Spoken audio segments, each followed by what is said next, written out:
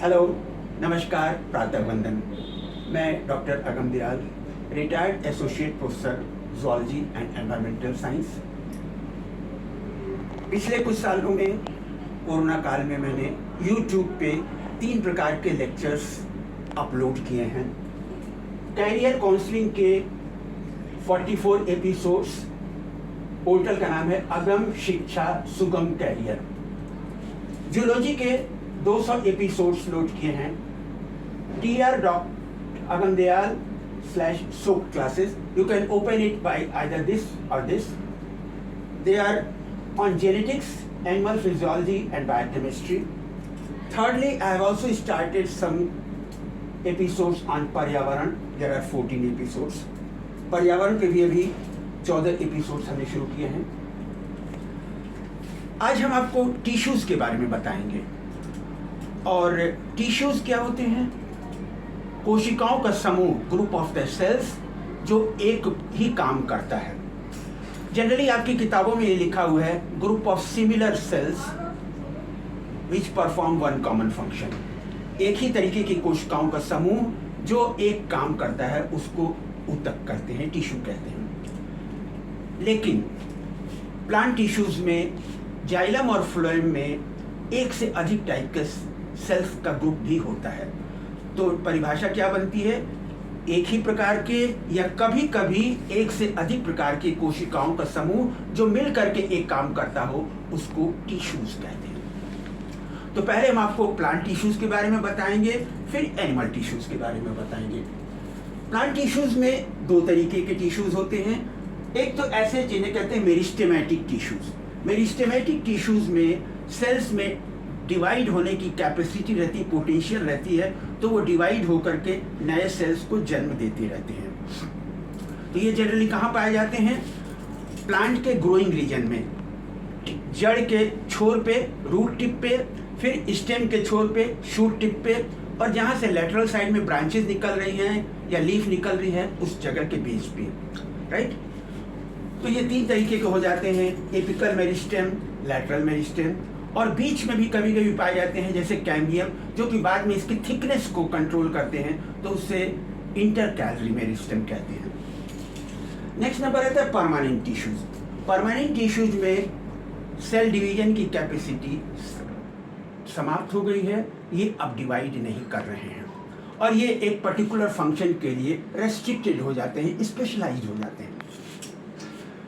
इनमें जैसे फंक्शन के बेसिस पे 3 टाइप में बांटा जाता है। प्रोटेक्टिव, जो प्रोटेक्शन देते हैं, ये जैसे एपिडर्मिस है, जो कि स्टेम, रूट और लीफ के सरफेस पर पाया जाता है। सरफेस पर पाए जाने वाले जो है वो वैक्स लाइक मटेरियल भी सिक्रीट करते हैं लीफ को वाटरप्रूफ बनाने के लिए।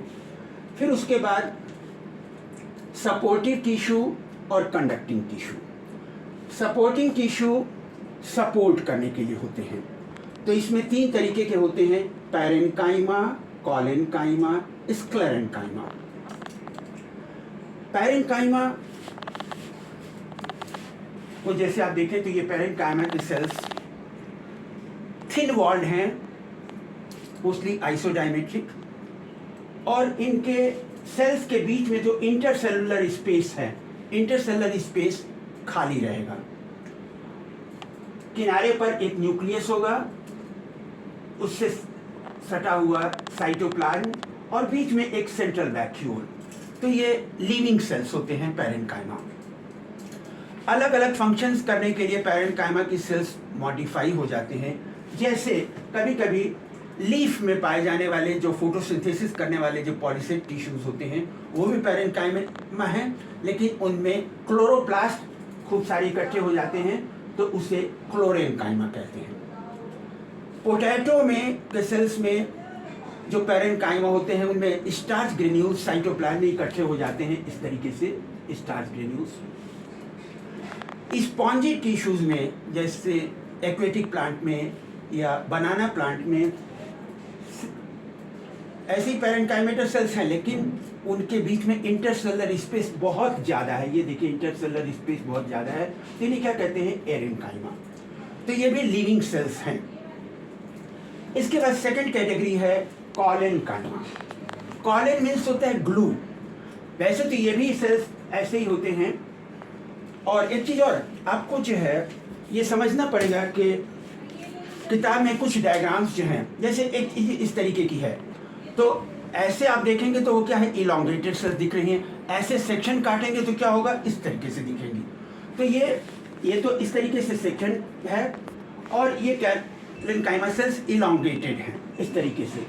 अब इसमें बीच में जो इंटरसेलुलर स्पेसेस हैं वो थिकेंड होते हैं, तो ये सपोर्ट के लिए होते हैं और स्ट्रेंथ प्रदान करते हैं। They are a type of mechanical tissues. और जैसे स्टेम का सेक्शन काटें आप, तो सबसे बाहर की तरफ तो जो ये एपिडर्मिस है और उसके जस्ट नीचे हाइपोडर्मिस है, ये कॉलन काइमा सेल्स से बना हुआ है, तो ये इसको स्ट्रेंथ प्रदान करता है। अब आप पूछेंगे कि पैरेन्काइमा सेल्स कहाँ होते हैं, तो स्टेम के सेक्शन में जैसे आप देखें बीच में वैस्कुलर बंडल्स होते हैं, और वैस्कुलर बंडल्स के बाद बीच में जो जगह है वहाँ भी पैरेन्काइमा सेल्स पाए जाएंगे, और इसके बीच वाली इस जगह में भी, कॉर्टेक्स में भी पैरेन्काइमा सेल्स पाए जाएंगे। फिर इसके बाद तीसरे टाइप के सेल्स हैं sclerenchyma. Sclerenchyma cells thick walled होते हैं, मोस्टली ये डेड हो जाते हैं। तो जैसे ये नारियल के फाइबर्स हैं और इस तरीके के जो फाइबरस स्ट्रक्चर्स हैं वो इन स्क्लेरेन्काइमा सेल्स से बने होते हैं, एलोंगेटेड होते हैं, और इनकी सेल वॉल बहुत थिक होती है, बाद में ऑलमोस्ट डेड हो जाते हैं। ये भी स्ट्रेंथ प्रदान करते हैं। इसके बाद कंडक्टिंग टिश्यूज या वैस्कुलर टिश्यूज या complex tissues. Complex tissue because they have more than one type of cells. ये दो तरीके के होते हैं, एक तो फ्लोएम और दूसरा जाइलम। जाइलम की जो सेल्स होती हैं इलोंगेटेड सेल्स तो हैं, पहले तो उनमें सेल्स के बीच में पार्टीशन वॉल शुरू में होगी, लेकिन बाद में वो पार्टीशन वॉल डिसॉल्व हो जाती हैं, तो ये इलोंगेटेड ट्यूब लाइक हो जाते हैं। ये रूट से वाटर को एब्जॉर्ब करके पूरे प्लांट बॉडी में डिस्ट्रीब्यूट करने का काम करते हैं, तो ये वाटर के ट्रांसपोर्ट के लिए होते हैं, जिसे कहते हैं जाइलम।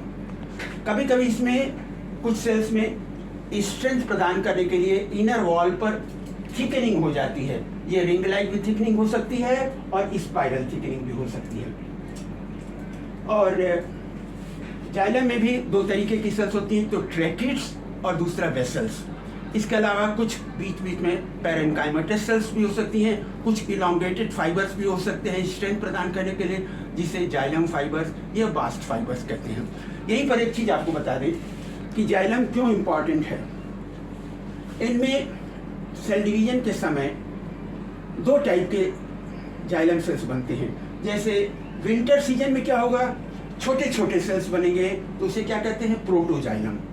और जब स्प्रिंग सीजन होगा तो वो बड़े बड़े सेल्स बनेंगे, तो उसको मेटाजाइलम कहेंगे। फिर क्या होगा, नेक्स्ट ईयर फिर विंटर सीजन आएगा तो फिर छोटे छोटे सेल्स बनेंगे, फिर स्प्रिंग सीजन में बड़े बड़े सेल्स बनेंगे। तो इस तरीके से ये एक जो रिंग है छोटे सेल्स की और बड़े सेल्स की, प्रोटोजाइलम और मेटाजाइलम की, ये एक रिंग बनाती है, और हर साल एक नई रिंग बन जाती है, जिसको एनुअल रिंग कहते हैं।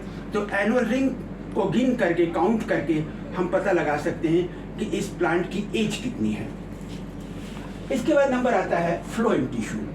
फ्लोएम टिश्यू लीफ में जो फोटोसिंथेसिस के बाद कार्बोहाइड्रेट और स्टार्च फूड बनता है, उसे ये पूरे बॉडी में, प्लांट बॉडी में डिस्ट्रीब्यूट करने का काम करते हैं। इसमें भी पहले जो सेल्स होते हैं इलोंगेटेड हैं, और उनके सेल पार्टीशंस में इस तरीके से छन्नी की तरीके से स्ट्रक्चर होगा, सीव की तरीके से, तो उसे क्या कहते हैं, सीव प्लेट। बाद में इनमें ये पूरी इलोंगेटेड सी हो जाती हैं, और ये फूड कार्बोहाइड्रेट और स्टार्च को पूरे प्लांट बॉडी में डिस्ट्रीब्यूट करने का काम करती हैं। इन्हीं के साथ जुड़ी हुई दो तरीके की सेल्स होती हैं, एक सीव सेल के साथ एक कंपेनियन सेल होगा, दोस्त सेल। तो ये दोस्ती निभाते हैं, और ये इन सेल्स और सराउंडिंग सेल्स के बीच में ऑस्मोटिक प्रेशर को कंट्रोल करने का काम करते हैं। दूसरी तरफ इसी के साथ एसोसिएटेड कुछ फ्लोएम पैरेन्काइमा भी होते हैं, जो कि इसे सपोर्ट प्रदान करते हैं और ज़रूरत पड़ने पे फिर ये डिवाइड होकर के दूसरे सेल्स को जन्म देते हैं। तो ये हुआ प्लांट टिश्यूज़। संक्षिप्त में एक बड़ी इंटरेस्टिंग बात ये है, हिंदुस्तान में एक अजीब सी बात है, कहने पे कुछ लोगों को अजीब सा लगेगा। एर्थ क्लास में भी डार्विन का नियम पढ़ाया जाता है, लैमार्क का नियम पढ़ाया जाता है, सेल भी पढ़ाया जाता है, टिश्यू भी पढ़ाया जाता है, मेंडल का नियम भी पढ़ाया जाता है।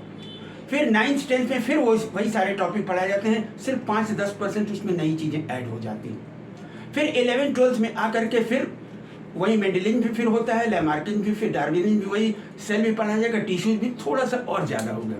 तो इस तरीके से थोड़ा थोड़ा करके जो बढ़ाते जाते हैं, लेकिन रिपीटिशन भी होता है और खामखा बच्चों के ऊपर ये लोड बढ़ता है। कुछ बेसिक फंडामेंटल्स ऐसी हैं जो एक बार आपके दिमाग में क्लियर हो जाए तो उसको रिपीट करने की ज़रूरत नहीं है। फिर नेक्स्ट हायर क्लासेस में सिर्फ उसके जो मॉडिफिकेशंस हैं, स्पेशलाइजेशंस हैं, वो बताए जाने चाहिए।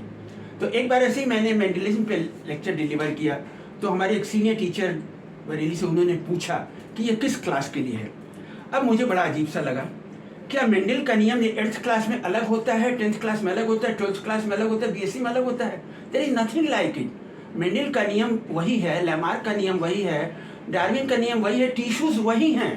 सिर्फ 5% चीज़ें 10% बढ़ाने के साथ अब उसको फिर से दोबारा पढ़ाया जा रहा है, काहे को भाई? लेकिन फिलहाल ये जो अभी हमने आपको बताया ये 9th क्लास के सिलेबस के हिसाब से है और 11th 12th के हिसाब से मैं फिर बताऊंगा आपको। तो इसमें जो एडवांस चीज़ें ऐड हुई हैं उनको जोड़ करके फिर कॉम्पिटिशन्स की तैयारी के लिए क्वेश्चंस कौन कौन से कितने तरीके से क्वेश्चन पूछे जा सकते हैं उसके बारे में आपको बताऊंगा। तो आज की बात इतनी ही। Thank you very much.